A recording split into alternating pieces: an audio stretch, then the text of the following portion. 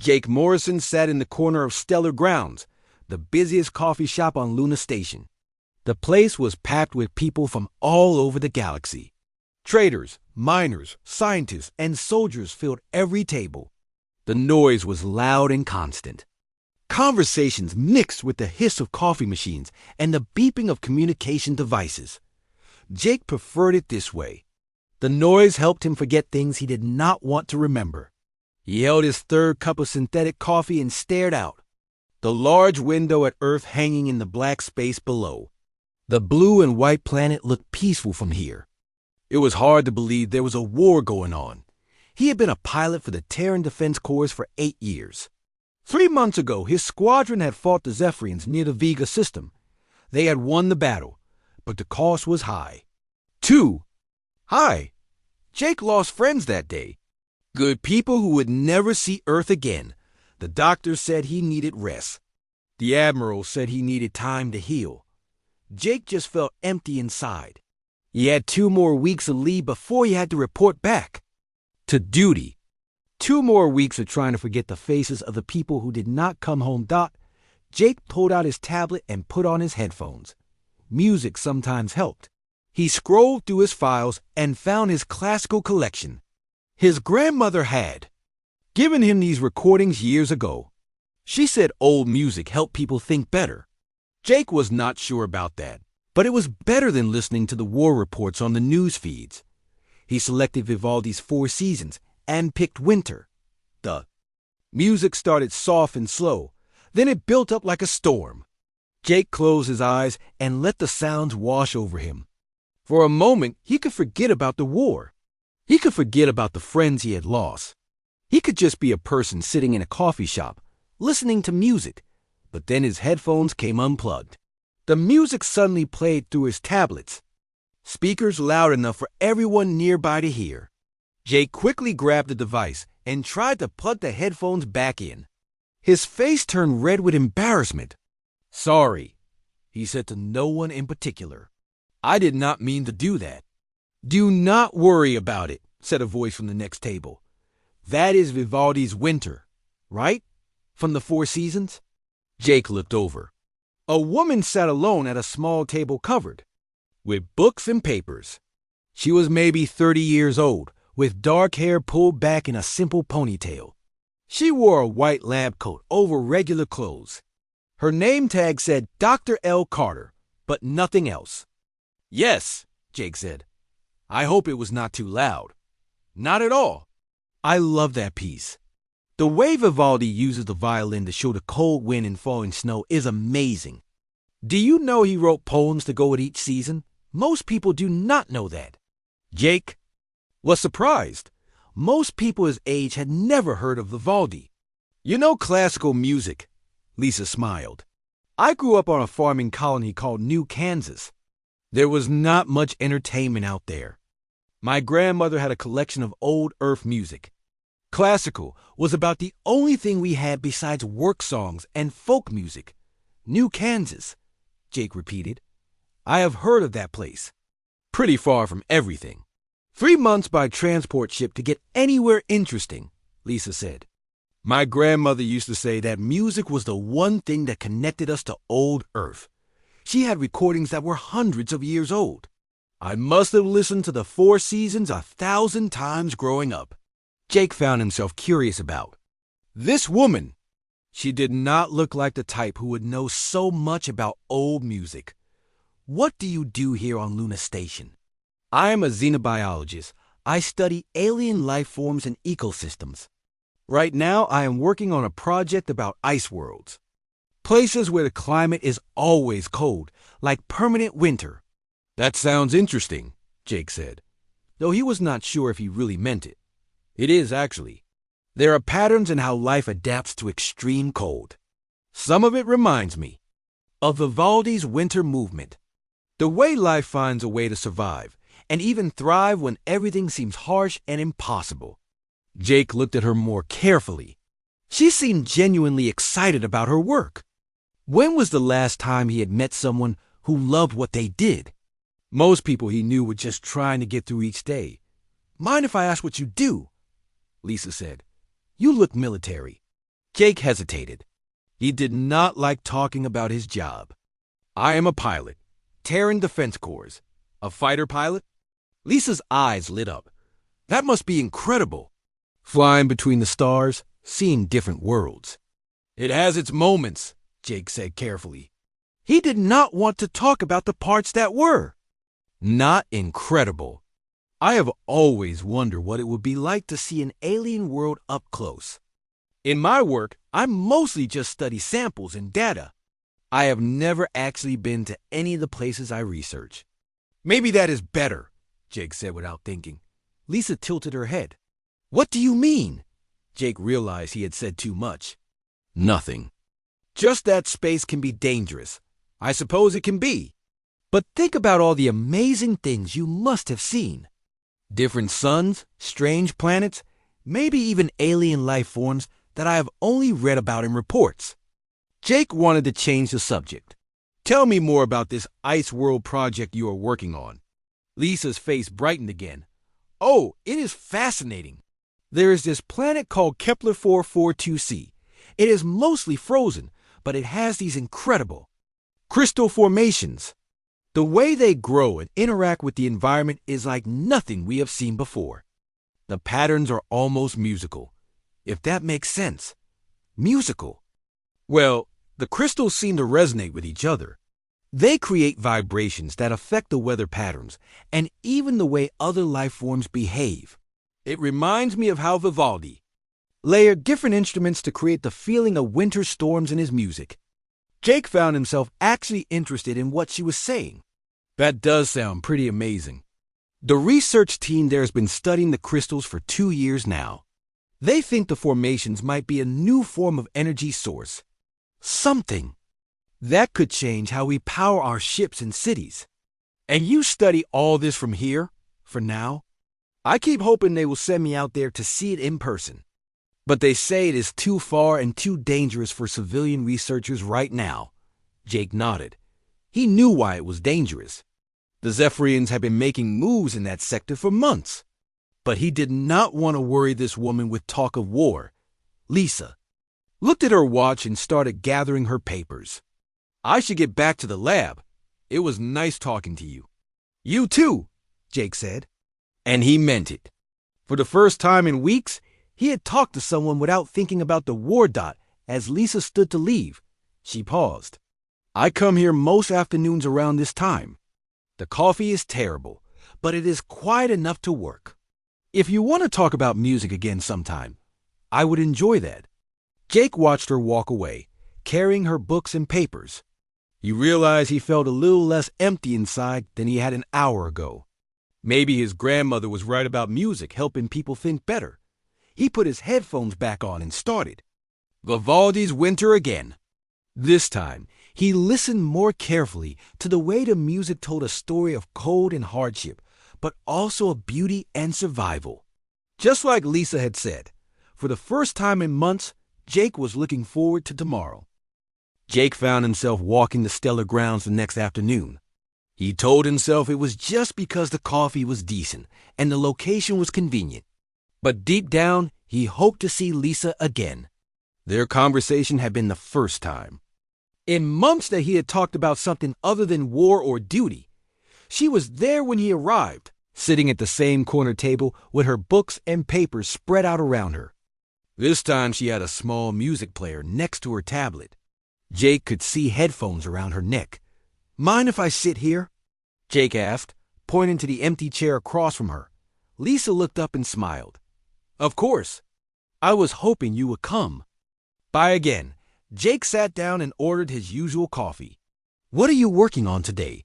Still the Kepler 442c research. I am trying to understand how the crystal formations affect local weather patterns. It is like trying to solve a puzzle where half the pieces are missing. Sounds frustrating. It is, but it is also exciting. Every new piece of data tells us something we did not know before. Lisa closed her tablet and gave Jake her full attention. What about you? What do fighter pilots do when they are not flying? Mostly sit around and wait, Jake said. Training. Maintenance checks, briefings. A lot of waiting. That does not sound very exciting. Jake laughed, but there was no humor in it. Trust me, boring is better than the alternative. Lisa studied his face for a moment. She seemed to understand that. There were things he did not want to talk about. Would you like to hear more about Vivaldi? I have been thinking about our conversation yesterday. Sure. Lisa picked up her music player. Vivaldi was not just writing pretty music. He was telling stories. Each season has 4 movements, and each movement describes different things that happened during that time of year. She started playing Winter again, but this time she paused it at different points to explain what was happening. Listen here. This part represents people shivering in the cold. And this section is supposed to be footsteps on ice.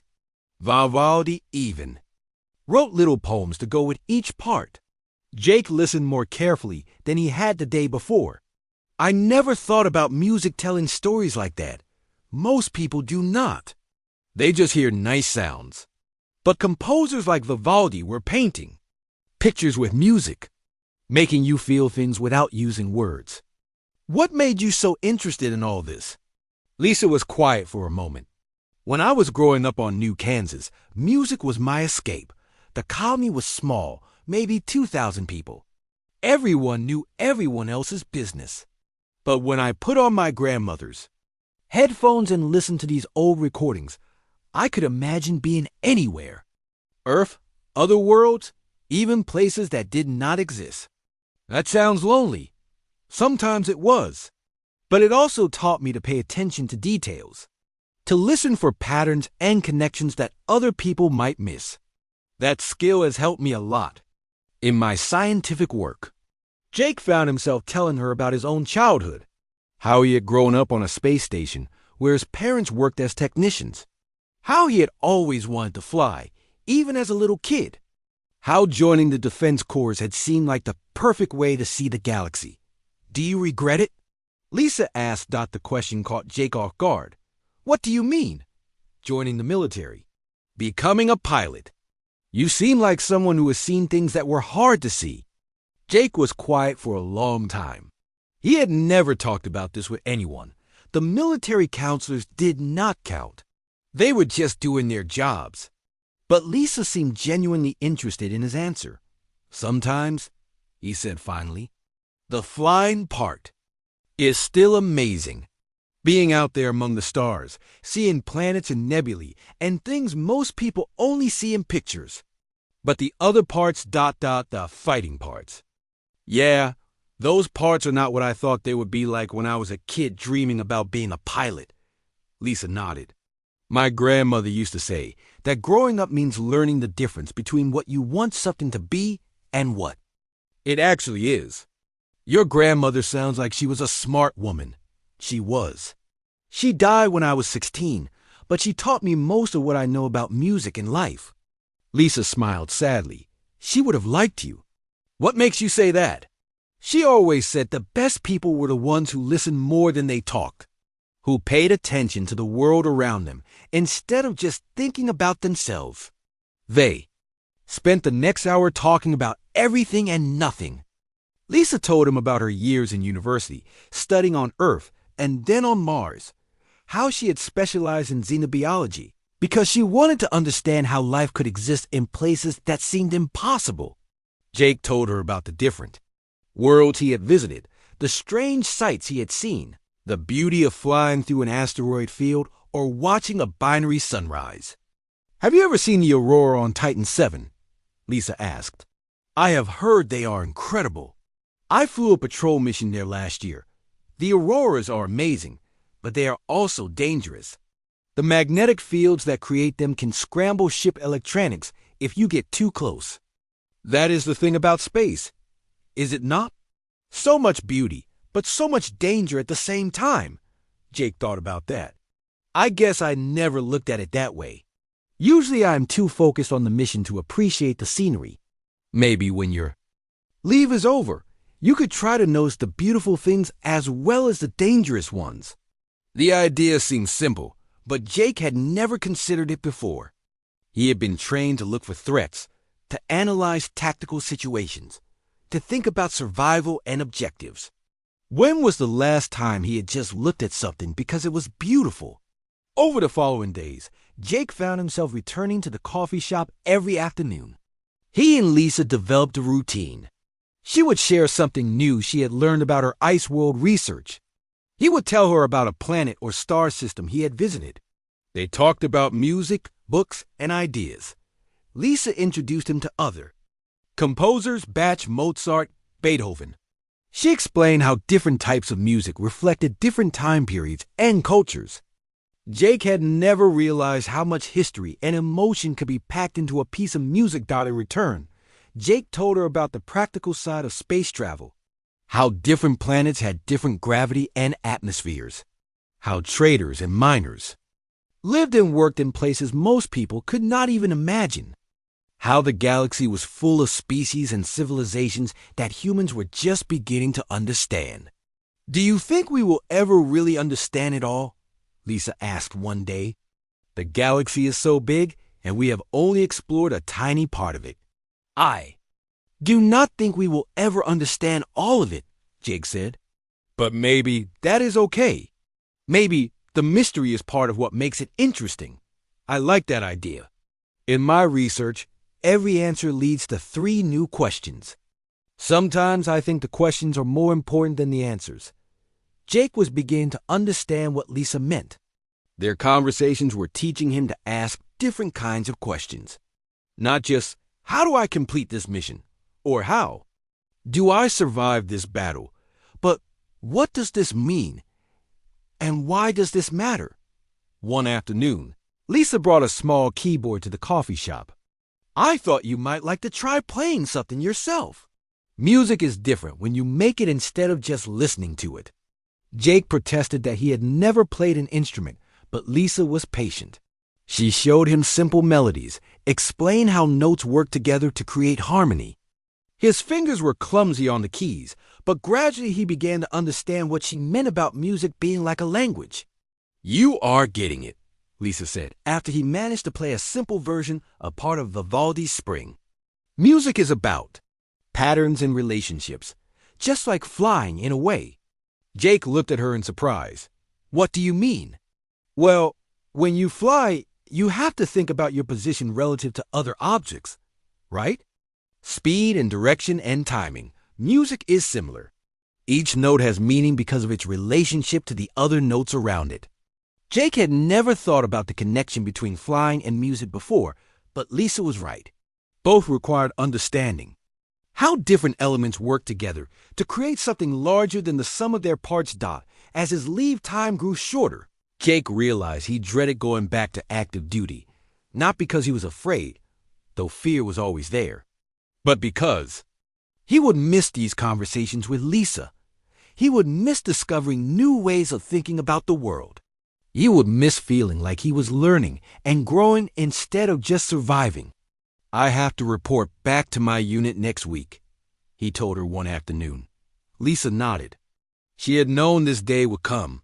"Where will they send you?" "I do not know. Yet, wherever the Corps needs pilots, I suppose." "Will you keep listening to music while you are out there?" "Yes, and I will think about the things you taught me, about paying attention to beauty as well as danger, about asking questions that matter." Lisa smiled. "And I will keep working on my ice crystal research. Maybe someday I will actually get to visit Kepler 442c and see those formations in person." Jake hoped she would get that chance. Lisa deserved to see the wonders she studied. She deserved to have adventures that matched her curiosity and intelligence. Neither of them knew that her wish would come true sooner than expected, or that their friendship was about to be tested in ways they could never have imagined. Jake was packing his few belongings when the emergency alert sounded throughout Luna Station. The high-pitched warning tone meant only one thing. All military personnel were to report to their units immediately. His leave was over 3 days.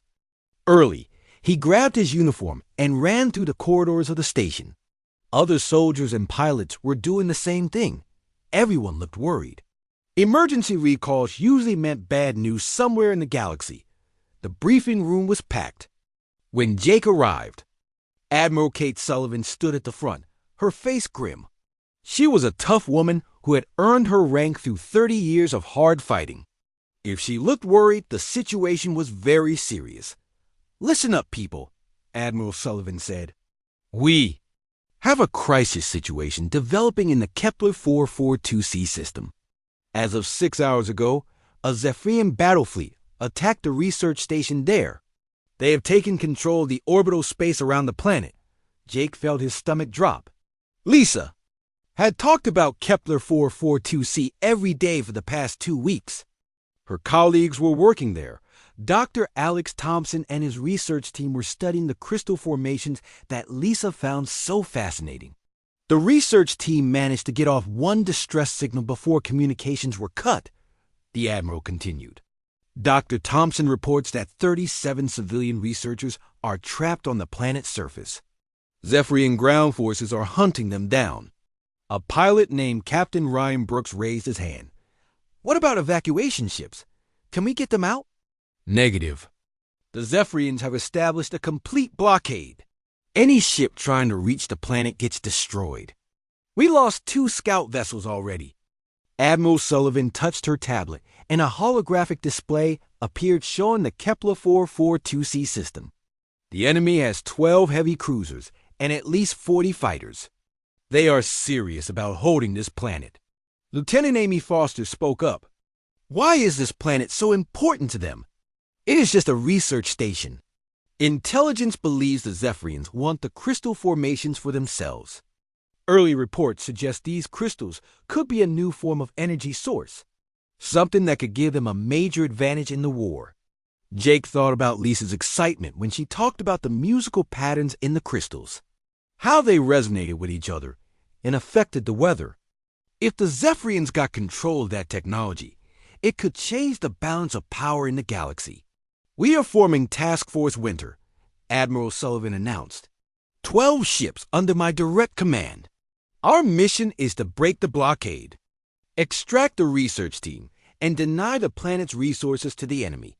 We launch in 18 hours. The room buzzed with quiet conversation. Everyone knew this was a dangerous mission. Going up against 12 enemy cruisers with only 12 ships of their own was not good odds. But those researchers needed help, and the crystal technology could not fall into Zephyrian hands. "Sir," Jake said, raising his hand, "what do we know about conditions on the planet's surface?" "Not much. The last report said the research team had scattered into smaller groups to avoid enemy patrols. They are hiding in cave systems and underground structures. The planet is in the middle of winter season, so conditions are harsh." After the briefing, Jake walked slowly back to his quarters. He kept thinking about Lisa and how excited she had been about the crystal research. Her colleagues were trapped down there, being hunted by alien soldiers. People she had worked with and cared about were in terrible danger. He found Lisa in stellar grounds, sitting at their usual table. But instead of her normal books and papers, she had news feeds open on her tablet. Her face was pale, and her hands were shaking slightly. "I heard about Kepler 442c, Jake said, sitting down across from her. "Alex Thompson is down there," Lisa said quietly. "He was my professor at university. He is the one who got me interested in xenobiology. And Sarah Martinez, she was my lab partner for 2 years. They are good people, Jake. They just wanted to study the crystals and learn something new." Jake reached across and took her hand.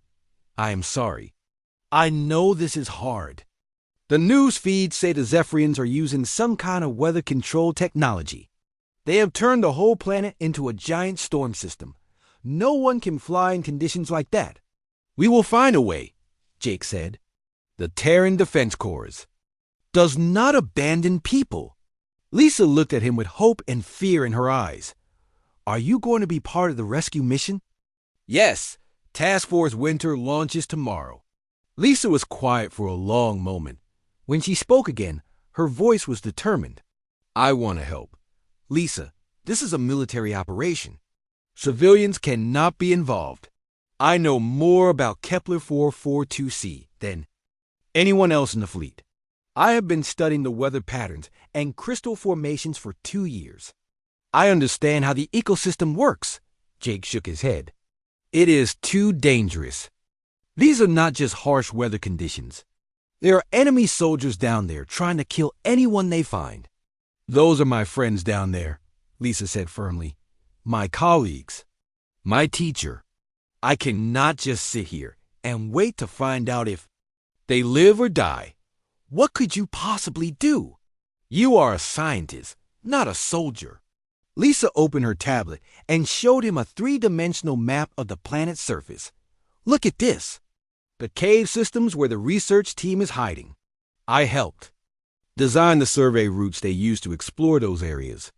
I know which caves connect to which others. I know where the safe zones are and where the dangerous areas are located. Jake studied the map. It was incredibly detailed, showing underground passages, crystal formations, and weather pattern data. How do you know all this? I have been working with the research team for 2 years, remember? We shared data constantly. I probably know the geography of that planet better than anyone except Dr. Thompson himself. Even if that is true, Admiral Sullivan will never approve a civilian joining the mission. Then we have to convince her. Jake, without someone who understands the local conditions, your rescue mission could fail. Those researchers could die because the military does not know where to look for them. Jake thought about what Lisa was saying.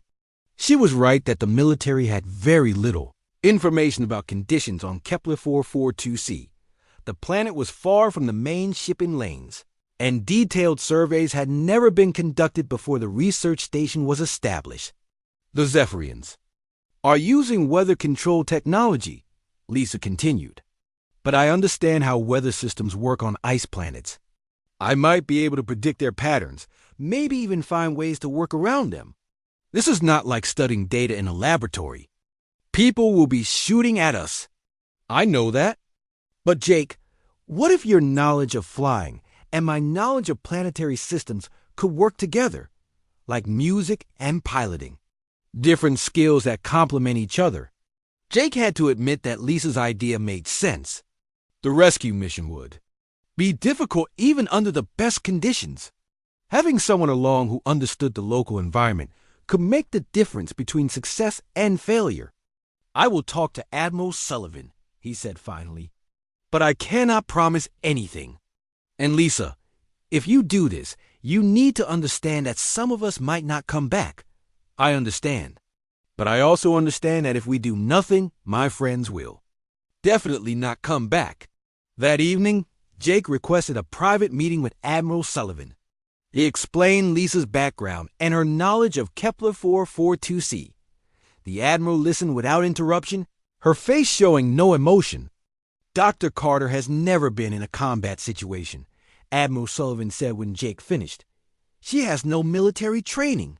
She could be a liability. She could also be the key to finding the research team quickly, Jake replied. Sir, we are going in with limited intelligence about the planet's surface. Dr. Carter knows the terrain, the weather patterns, and the locations where the researchers are most likely to be hiding. Admiral Sullivan was quiet for several minutes. Bring her to see me, she said finally. I want to interview her myself. An hour later, Jake and Lisa stood in the Admiral's office. Lisa had changed into practical clothes and carried a data pad with all her research files. She looked nervous but determined. Dr. Carter, Admiral Sullivan said, Lieutenant Morrison tells me you want to join a military rescue operation. This is not a research expedition. People will be trying to kill you. I understand that, Admiral. But my colleagues are trapped. Down there, Dr. Thompson was my teacher and mentor. Sarah Martinez has been my friend for years. I cannot abandon them. What exactly do you think you can contribute to this mission? Lisa activated her datapad and projected a holographic map of Kepler 442c. I know where they are likely to be hiding. I know which routes are safe and which ones are dangerous. I understand the weather patterns and how they affect visibility and communications. Admiral Sullivan studied the map carefully. This is very detailed information. I have been working with the research team for 2 years. We share data constantly. I know that planet almost as well as if I had been there myself. Almost is not the same as actually being there, Doctor. No, it is not. But it is better than going in completely blind. Admiral Sullivan looked at Jake. You will be responsible for Dr. Carter's safety during the mission. Yes, sir. And you believe her knowledge justifies the risk of bringing a civilian into a combat zone? Jake thought about all the conversations he had had with Lisa over the past 2 weeks. Her intelligence, her attention to detail, her ability to see patterns that others. The jump into the Kepler 442c system was rough. Jake felt his stomach lurch as the ship dropped out of hyperspace. Through the cockpit window of his fighter, he could see the other 11 ships of Task Force Winter spreading out in battle formation. Admiral Sullivan's battlecruiser Meridian led the group, with destroyers and frigates following behind. But something was wrong. Jake had expected to see Zephyrian ships waiting for them. Instead, the space around the planet looked almost empty. Only a few enemy vessels were visible, and they were not moving to attack. All pilots, this is Admiral Sullivan, came the voice over the radio. Something is not right here. Stay alert and maintain formation. Lisa sat in the co-pilot seat behind Jake, studying her tablet screen. She wore a military flight suit that was too big for her and a helmet that kept sliding down over her eyes. Jake had never seen her look so nervous. Where are all the Zephyrian ships? Lisa asked. The intelligence report said there were 12 cruisers here. I do not know, Jake replied. Maybe they are hiding behind the planet or one of the moons. As Task Force Winter moved closer to Kepler 442c, the answer became clear. The Zephyrian ships were still there, but they were not the main threat anymore. The planet itself had become a weapon. Massive storm systems covered the entire surface. Lightning flashed constantly between thick clouds that spun in violent circles. The storms were not natural. They moved in patterns that made no sense for normal weather, and they were huge. Some of the storm fronts were larger than entire continents. My God, Lisa whispered, looking at the planet on her scanner screen. They have turned the whole atmosphere into a weapons system. Admiral Sullivan's voice came over the radio again. All ships, we are detecting massive artificial weather patterns covering the planet's surface. The Zephyrians have somehow weaponized the climate. Jake watched as one of the human scout ships tried to enter the planet's atmosphere. Lightning immediately struck the small vessel. Its engines failed, and it began falling toward the surface. The pilot managed to restart the engines at the last moment, but barely escaped back to space. How is this possible? Jake asked Lisa. How can anyone control weather on this scale? Lisa was typing quickly on her tablet, analyzing the scanner data. It has to be connected to the crystal formations. Remember how I told you the crystals create resonance patterns? If the Zephyrians figured out how to amplify those resonances, they could control the entire atmosphere, Jake finished.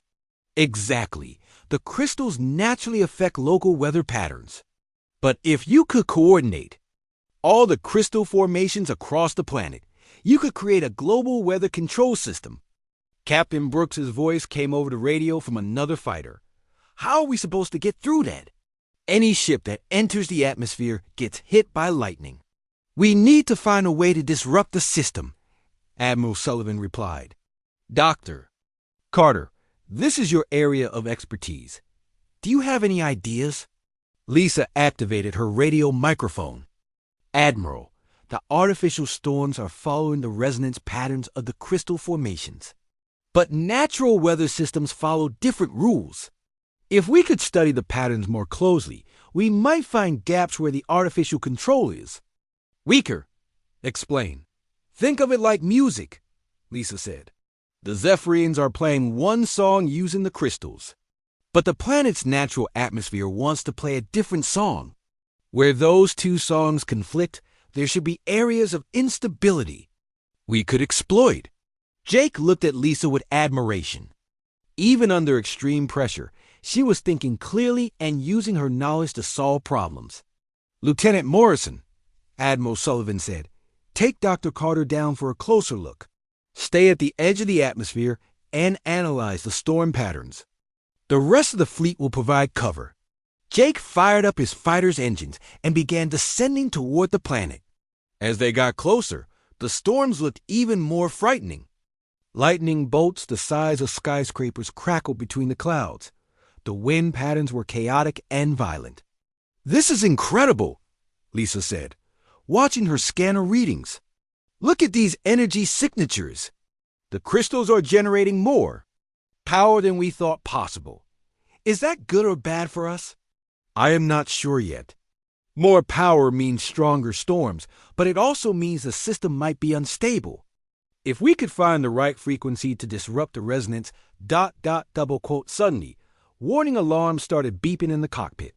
Jake looked at his instruments and saw 3 Zephyrian fighters approaching fast from behind a large asteroid. "We have company," Jake said, pulling his fighter into a sharp turn. "Hold on, Lisa." The enemy fighters opened fire with energy weapons. Jake dove toward the planet, using the edge of the atmosphere to help hide his ship from their sensors.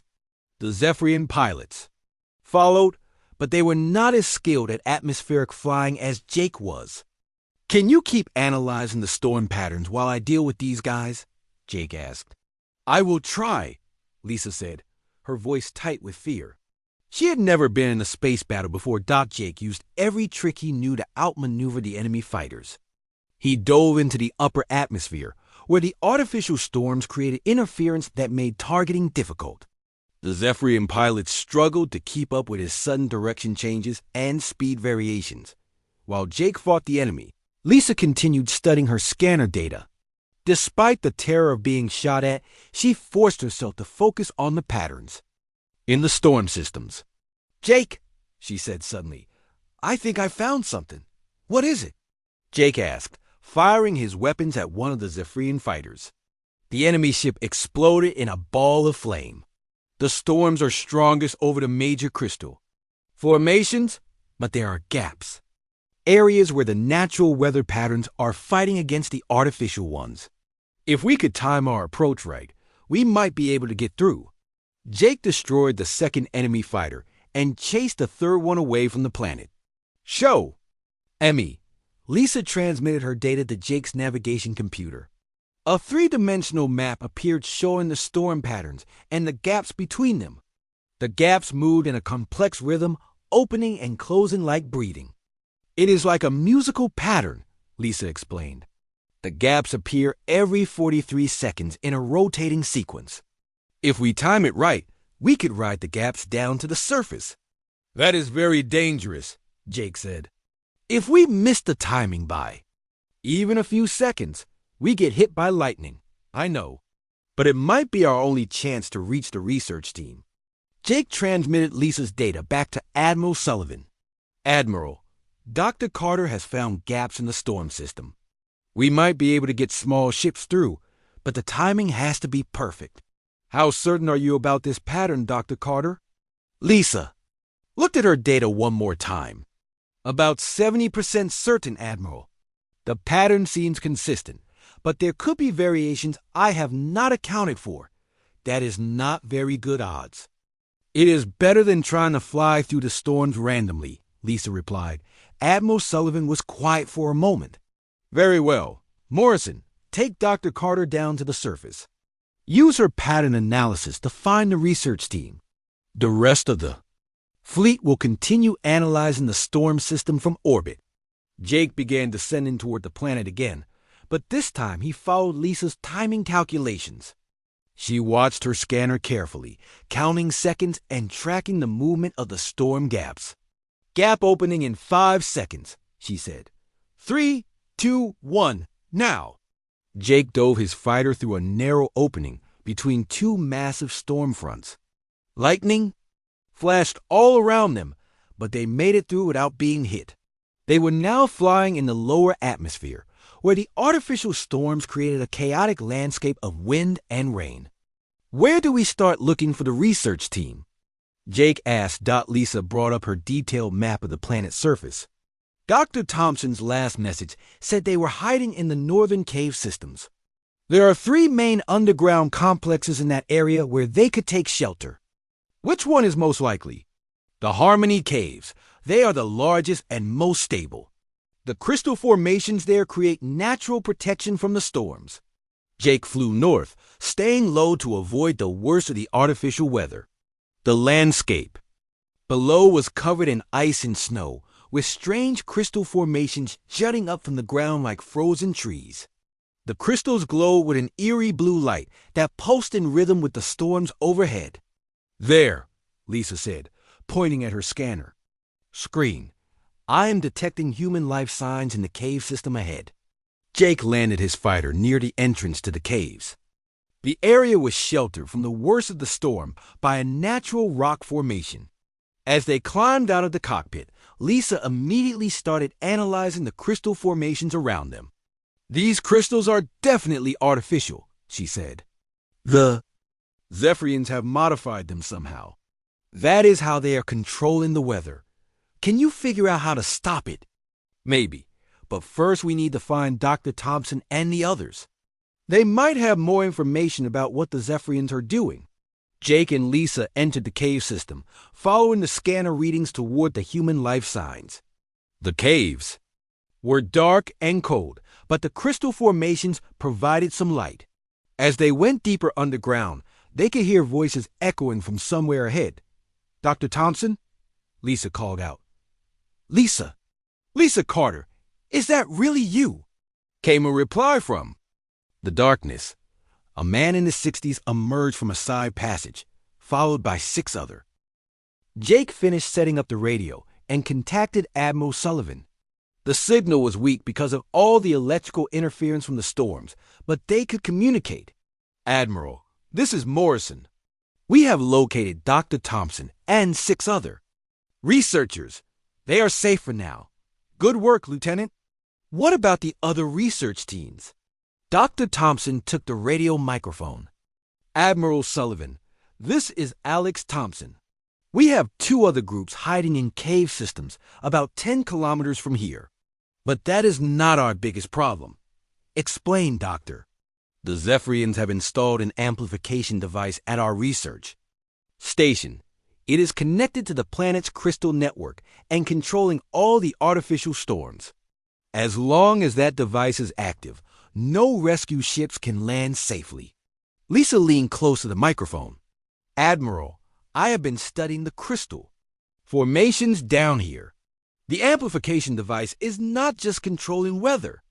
It is making the crystals resonate at frequencies that could tear apart any ship that gets too close. Admiral Sullivan was quiet for a moment. Can the device be destroyed? Possibly, Dr. Thompson said. But the research station is heavily guarded. The Zephyrians have at least 50 soldiers there, plus automated defense systems. We are working on a plan from orbit, Admiral Sullivan replied. Stay hidden and wait for further orders. After ending the radio contact, Jake studied his tactical maps while Lisa and Dr. Thompson examined the crystal formations in the cave. The more Lisa learned about how the crystals worked, the more amazed she became. Alex, these formations are not just energy sources, she said, running her hands over the glowing blue surface of a large crystal. They are like a planetary nervous system. Each crystal can communicate with every other crystal on the planet. That is why the Zephyrian device is so effective, Dr. Thompson replied. It does not just control local weather. It coordinates weather patterns across the entire planet by using the crystal network. Lisa closed her eyes and listened carefully. Do you hear that? The crystals are making sounds. Very quiet, but they are there. Jake stopped planning and listened. At first he heard nothing. Then gradually he began to notice a very faint humming sound. It was almost like music, but not quite. The crystals are vibrating, Lisa said. Each one is producing a slightly different frequency. Together, they create harmonic patterns. What does that mean for us? Jake asked. Lisa was thinking hard, remembering her conversations with Jake about music and patterns. In Vivaldi's Winter, the different instruments play together to create the feeling of a storm. But if one instrument plays the wrong notes, it ruins the harmony. Dr. Thompson understood what she was thinking. You want to disrupt the harmony of the crystal network.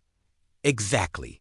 If we could make some of the crystals vibrate at the wrong frequencies, it might break the connection with the amplification device. Jake looked at the weapons he was carrying. How do we change the frequency of giant crystals? Physical impact, Lisa said. If we hit them with the right force at the right spots, we can change their resonance frequencies. Like tuning a giant musical instrument. That sounds very dangerous, Dr. Thompson said. If you miscalculate the frequencies, you could cause an explosion that destroys the entire cave system. Or, Lisa said quietly, if we get it right, we could turn the crystal network against the Zephyrian device. Jake was beginning to understand Lisa's plan. You want to use the crystals to fight back. The amplification device is designed to control crystals that vibrate in harmony. But what if we could make the crystals vibrate in ways the device cannot handle? We might be able to overload it. Dr. Thompson looked worried. Lisa, this is pure theory. We have never tried anything like this before. I know. But Alex, we cannot just hide in these caves forever. The other research teams are still out there. And they are in danger. Admiral Sullivan's fleet cannot help us as long as the artificial storms are active. Jake made a decision. What do you need me to do? Lisa pointed to several spots on the large crystal formations around them. I need you to use your weapons to hit these exact points. The impacts have to be precisely timed and at exactly the right angles. How precisely? Within milliseconds of each other. And if we miss the timing by more than a few degrees, we could bring the whole cave down on top of us. Jake looked at his sidearm and rifle. These are not precision instruments. Lisa, I know. That is why I need to guide each shot. You fire when I tell you to fire, at exactly the targets I indicate. Dr. Thompson shook his head. This is insane. You are talking about using weapons as musical instruments. Music and warfare both require precise timing and coordination, Lisa said. Jake taught me that. Different skills that work together too. Create something larger than the sum of their parts. Jake remembered their conversations about flying and music being similar. About patterns and relationships. Maybe Lisa was right. Maybe this crazy plan could work. Okay, he said. Tell me what to do. Lisa spent the next hour calculating angles and frequencies. She used her tablet to analyze the crystal resonances and determine the exact points where weapons' impacts would have the most effect. Jake practiced aiming at the spots she indicated, getting a feel for the distances and angles involved. Remember, Lisa said, this is like conducting an orchestra. Every shot has to be perfectly timed with every other shot. We get one chance. To do this right, Jake nodded. I am ready. Lisa positioned herself where she could see all the crystal formations at once. She had her tablet in one hand and was using the other hand to signal Jake. First target, she said, pointing to a spot. Halfway up a large crystal. Fire on my mark. 3, 2, 1, fire. Jake's shot hit the crystal exactly where Lisa had indicated. The crystal rang like a bell, but with a different tone than before. Second target. Lisa called out, pointing to another crystal. Fire! Jake's second shot changed the resonance of another crystal. Now 2 different tones were mixing together in the cave. Lisa continued directing Jake's shots, hitting crystal after crystal in a precise sequence. The cave filled with strange musical sounds as each crystal began vibrating at a new frequency. The lights from the crystals changed color and intensity as their resonances shifted. It is working, Dr. Thompson said, watching his scanner readings. The crystal network is destabilizing. Outside the cave, they could hear the artificial storms beginning to weaken. The constant thunder was becoming irregular. The lightning flashes were less frequent but then warning alarms started beeping. On Lisa's tablet. Something is wrong, she said. The destabilization is spreading faster than I calculated. The whole crystal network is becoming unstable. Jake looked at his scanner. I am detecting movement outside the cave. Zephyrian Patrol, coming this way. Fast. They must have noticed the changes in the storm system, Dr. Thompson said. They are coming to investigate. Lisa was typing frantically on her tablet, trying to understand what was happening with the crystal network. The resonance disruption is cascading through the entire planet. It is not just affecting the local crystals. Is that good or bad? Jake asked. I do not know yet. But Jake, I think the amplification device at the research station is trying to compensate for our changes. It is pumping more energy into the system. Through the cave entrance, they could see Zephyrian soldiers approaching. There were at least 12 of them, armed with energy weapons and scanning equipment. We need to move deeper into the cave system, Jake said. Can you continue monitoring the crystals from further underground? Yes, but Jake, I think we have started something we cannot stop. The entire planetary crystal network is destabilizing. If the amplification device cannot regain control, what happens then? Lisa looked at her readings one more time. I think the device might overload and explode. The energy release could be enormous. How enormous? Maybe enough to destroy the research station and everything around it. Jake realized what Lisa was saying. If the amplification device exploded, it would take out the Zephyrian soldiers who were controlling it. But it might also destroy the remaining research teams and anyone else on the planet's surface. Can you calculate exactly when this might happen? I am trying, but there are too many variables. Somewhere between 1 hour and 6 hours from now. The Zephyrian soldiers were getting closer to the cave entrance. Jake could hear their voices and the beeping of their scanning equipment. We need to warn Admiral Sullivan, Jake said. And we need to find the other research teams before this whole planet becomes unstable. Lisa nodded, gathering her equipment. Jake, what we just did might save everyone, or it might kill us all. I am not sure which. Either way, Jake said, it was the most beautiful thing I have ever heard. You turned those crystals into music that could change the world.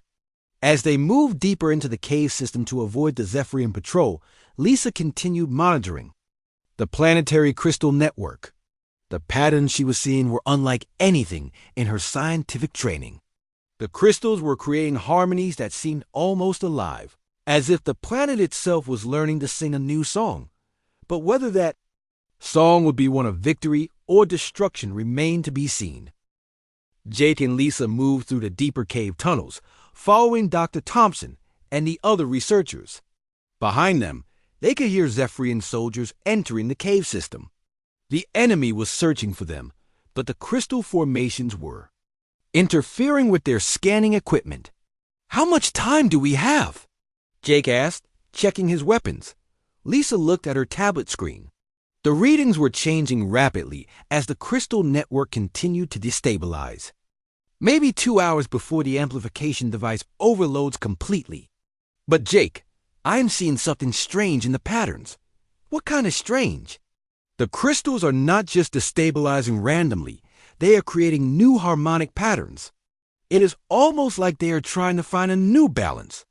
Dr. Thompson stopped walking and turned around. Lisa, that is impossible. Crystals do not learn or adapt. They just follow physical laws. I know what the theory says, Alex, but look at these readings. The crystal network is behaving like a living system. It is responding to our changes and trying to compensate. Jake studied Lisa's tablet over her shoulder. Even though he did not understand all the technical details, he could see that the patterns were becoming more complex and organized. What does this mean for the rescue mission? I think the planet is fighting back against the Zephyrian control system. The amplification device is pumping more and more energy into the network, trying to maintain control. But the crystals are resisting. Behind them, the sounds of the Zephyrian search party were getting closer. Jake could hear voices speaking in the alien language, and the beeping of their equipment was louder. We need to keep moving, Jake said. Can you monitor the crystals while we walk? Yes, but Jake, I think I understand what we need to do now. We should not try to hide from what we started. We should embrace it. What do you mean? Lisa stopped walking and turned to face the others. The crystal network is creating new harmonies. If I could direct those harmonies, like conducting an orchestra, we might be able to turn the entire planet into a weapon against the Zephyrians. Dr. Thompson looked shocked. Lisa, you are talking about controlling planetary scale forces. That is beyond anything humans have ever attempted. Maybe. But Alex, what if we think about this like music instead of like science? Vivaldi did not just write random notes. He created patterns that told stories and made people feel things. What if we could make the crystals tell a story too? Jake was beginning to understand what Lisa was thinking. You want to turn the planet into a giant musical instrument.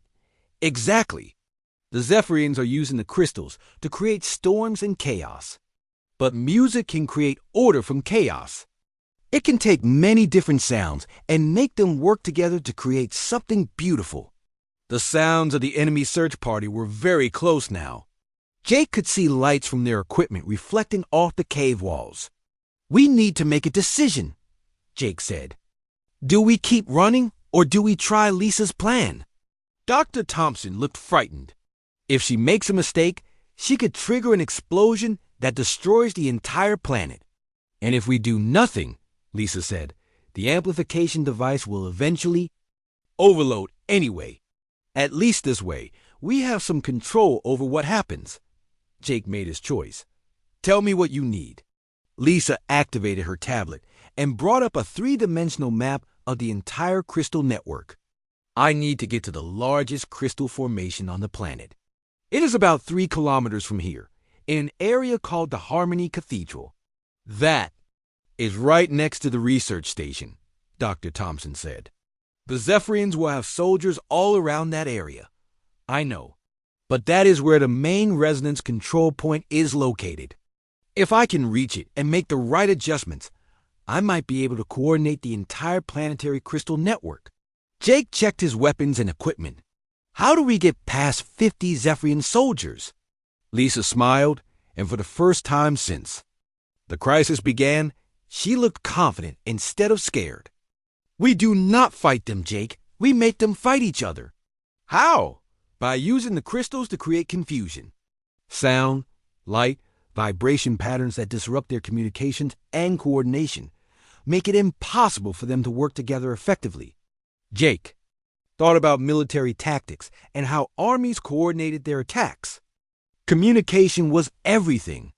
If the enemy could not talk to each other, they could not fight as a unit. That might actually work, he said. Lisa was already calculating the frequencies and patterns she would need. Jake, remember how we talked? About music and flying being similar?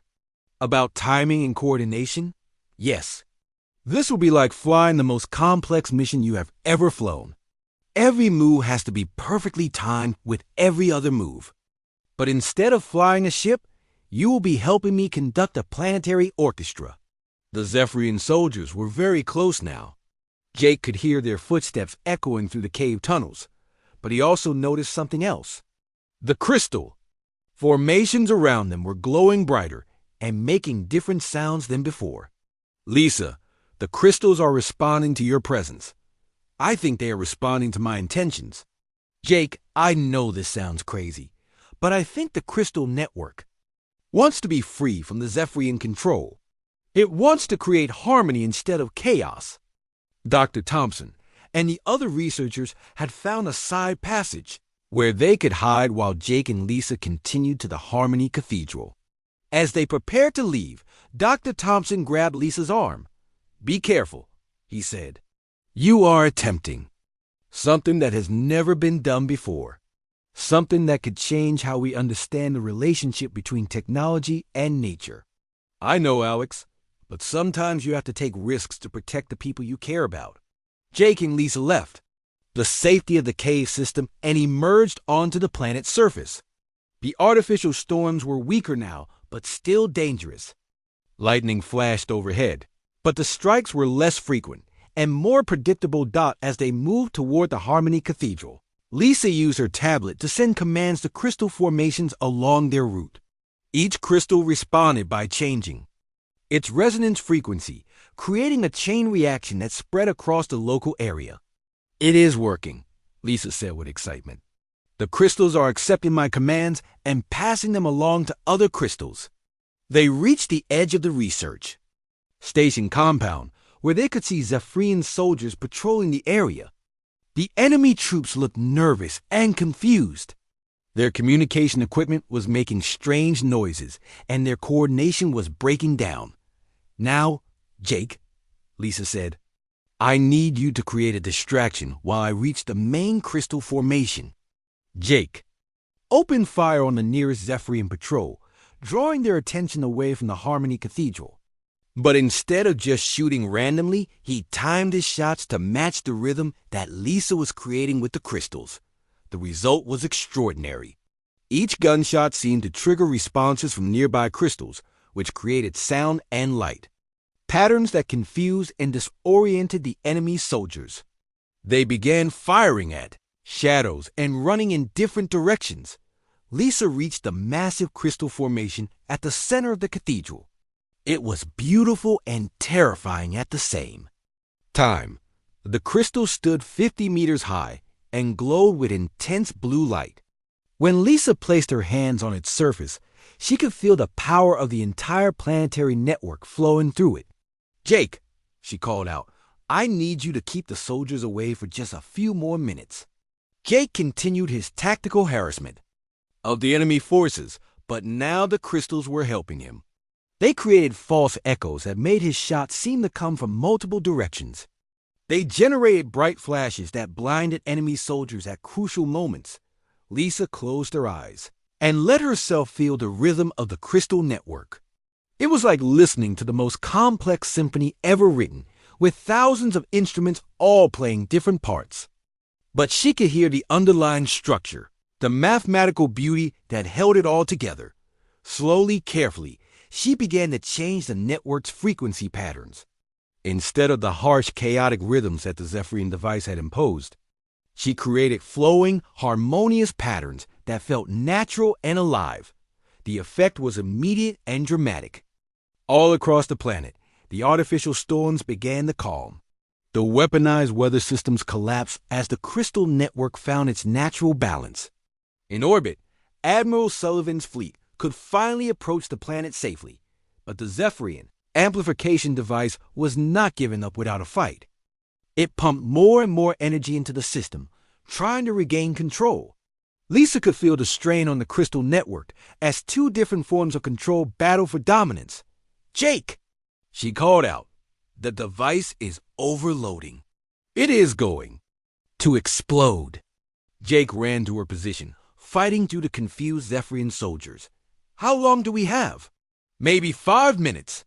"But Jake, if I can hold the network together until the device destroys itself, we win. The crystals will be free, and the planet will be safe. What do you need me to do?